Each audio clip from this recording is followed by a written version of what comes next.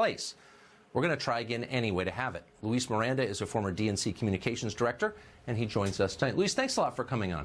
Hey, thanks, Tucker. I appreciate the opportunity to have an honest conversation on this, particularly as we're also remembering President George H.W. Bush, who taught us that we can disagree on some of these issues, but do it respectfully. So I really appreciate the chance to do this. Well, I do too.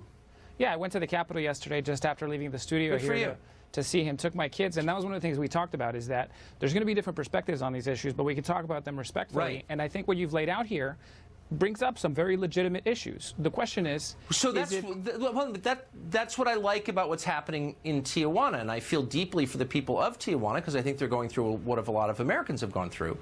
But because it is Tijuana and it is Mexico, we can't dismiss them as anti-Hispanic. And so we have to look more clearly at what their concerns are.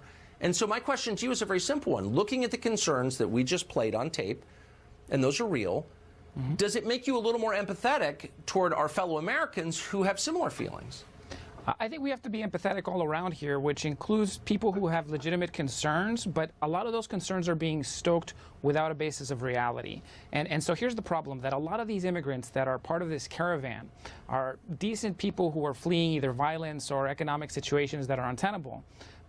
But they're victims all around because they're being victimized by human traffickers and smugglers that want to take advantage of them.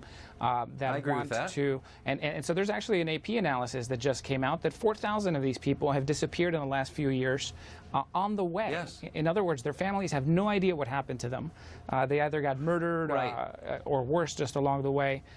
And so there's a legitimate humanitarian crisis of people who were being taken advantage of and victimized on that end. I totally agree, but I just want to shine the light on the victims who don't really get representation of any kind in the press, and those are the citizens who are having to absorb large populations of, and I agree with you, largely decent people. I think most migrants want what I want, which is a better better life for their families. I get That's it. exactly I don't right. think most of them are criminals. I've always thought that. But hold on. But I think it's important to empathize as deeply with the citizens whose lives are being upended by the arrival of these immigrants as it is with the immigrants themselves. So when you see this, can you say that, you know, American citizens say, I don't want any more immigration. We've had more than we can handle. They're not just racist, are they? I mean, they have a point. Do they not? I don't think they're racist. I think it's important that they also understand the other side of this, which is that immigrants have actually made our economy a lot stronger through the years. You touched on it a little bit at the beginning. Let me add some color to that, which includes that our population is aging. We have baby boomers retiring, and a lot of the people that we are able to replace in the economy are because of immigration. Now, we want to do that ideally in a legal and orderly fashion, but the reality is that we have a huge advantage over Europe. Hold on. I need to ask this question. You say our population is aging. We're not reproducing ourselves. Why do you think that is?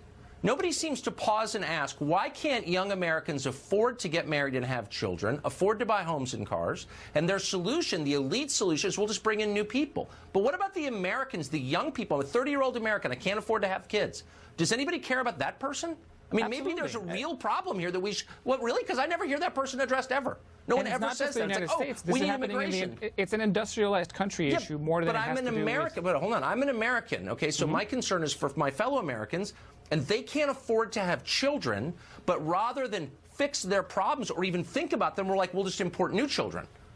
Does that seem like a sort of ass-backward way to approach this? We should be able to do both. Look, over the last 10 years, American companies and stocks have outperformed the rest of the world by a lot.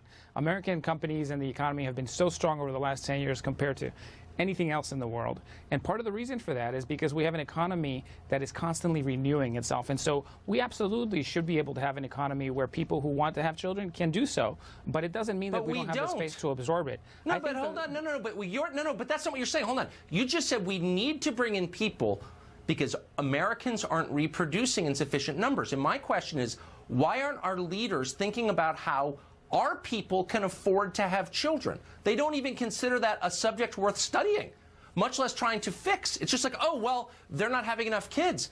But why doesn't anyone care enough? Those are mutually exclusive things. You're saying that our low birth rates are the justification for immigration. I'm saying our low birth rates are a tragedy that say something awful about our economy and the selfish stupidity of our leaders. It's a combination of our growth and our prosperity that enables us to have a stronger economy. So there's definitely both sides to this where you can look at well, who are going to be hurt. But when you've looked at states like Georgia and others that have implemented anti-immigrant measures that forced a lot of these immigrants out, what you saw was, food rotting on the vines, a lot of lost crops because there weren't enough people there to work them.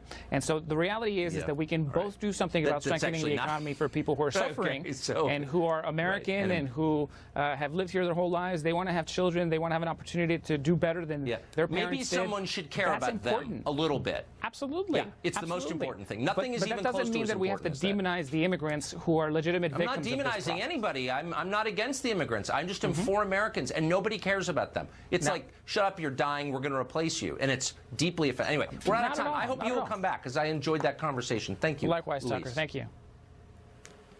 The Mueller